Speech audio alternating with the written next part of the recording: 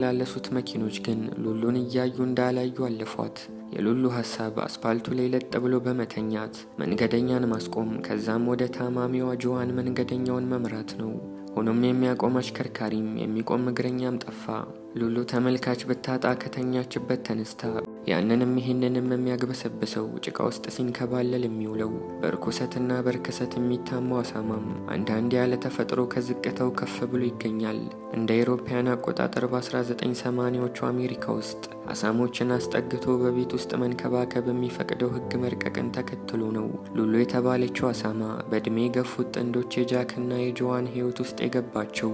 በርካታ አሜሪካውያን አሳማ ለማሳደግ ወስነው የአሳማ ግልገል ካመጡ በኋላ አሳሞቹ በአካል እየገዘፉ ሲሄዱ ሞተውም ሆነ ጠፍተው ከቤት እንዲወጡላቸው ይመኛሉ። ሉሉ ግን እያደገች በሄደች ቁጥር በቤተሰቡ ልብ ውስጥ ይበልጥ ገዘፈች፣ ተወዳጅነቷ ጨመረ። ሉሉ ከጌቶቿ አገር ስራ አጠፋም፣ በሄዱበት ሁሉ እንደተከተለቻቸው ነው። ባለቤቶቿም ስለሷ ታማኝነት አውርተው አይጠግቡም። ከዕለታት አንድ ቀን ሉሉን ከቤት አውጥቶ ብሔራዊ ጀግና ያደረገ አንድ አጋጣሚ ይፈጠራል።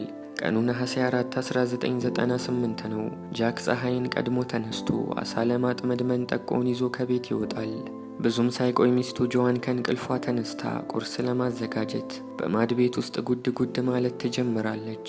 ምግብ በማሰናዳት ላይ ሳለች በድንገት ልቧን ህመም ይሰማትና በእጇ የያዘችውን ለቃ ወደ መሬት ትወርዳለች።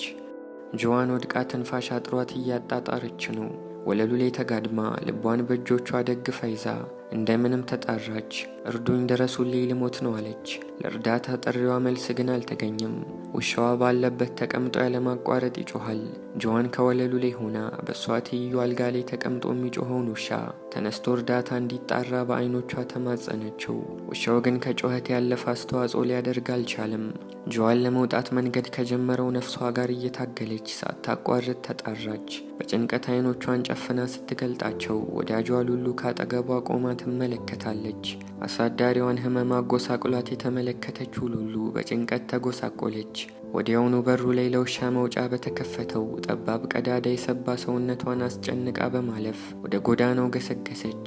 ሉሉ ከመኖሪያ ቤቱ ፊት ለፊት የተዘረጋው አስፓልት ላይ ለጥ ብላ በመተኛት የኃላፊ አግዳሚውን ትኩረት ለመሳብ ሞከረች። በጎዳናው ላይ የሚመላለሱት መኪኖች ግን ሉሉን እያዩ እንዳላዩ አለፏት። የሉሉ ሐሳብ አስፓልቱ ላይ ለጥ ብሎ በመተኛት መንገደኛን ማስቆም ከዛም ወደ ታማሚዋ ጆዋን መንገደኛውን መምራት ነው። ሆኖም የሚያቆም አሽከርካሪም የሚቆም እግረኛም ጠፋ። ሉሉ ተመልካች ብታጣ ከተኛችበት ተነስታ በፍጥነት ወደ ቤት ተመለሰች። ቤት ገብታ የጆዋንን በሕይወት መኖር ካረጋገጠች በኋላ ደግሞ በአዲስ ተስፋ ከቤት ወጥታ መንገድ ላይ ተነጠፈች። ወዲያውኑ ደግሞ የጆዋን ነገር አላስችል ይላትና ወደ ቤት ትመለሳለች። ሉሉ በጭንቀት ጎዳና ላይ ተመላለሰች። ሉሉ የጆዋንን ደህንነት አረጋግጣ እርዳታ ለመጥራት ከቤት የምትወጣበት ጠባብ የውሻ መሽሎኪያ የሰባ አካሏን ክፉኛ ቆሰለው። ሉሉ ለጥሪዋ ቤት የሚል አካል ብታጣም ተስፋ አልቆረጠችም። ጆዋን እየደከመች ነው። አፋጣኝ እርዳታ ካላገኘች በወደቀችበት መቅረቷ ነው። በመጨረሻም የሉሉ ጥሪ ከሰማይ መልስ አገኘ። መሃል መንገድ ላይ ቆስላ የተዘረረችው አሳማ የአንድ አሽከርካሪ ልብ ነካች። ሰውየው ከመኪናው ወርዶ የሉሉን ደህንነት ለማረጋገጥ ሲጠጋት ሉሉ ተፈናጥራ በመነሳት ወደ ቤት ሮጠች።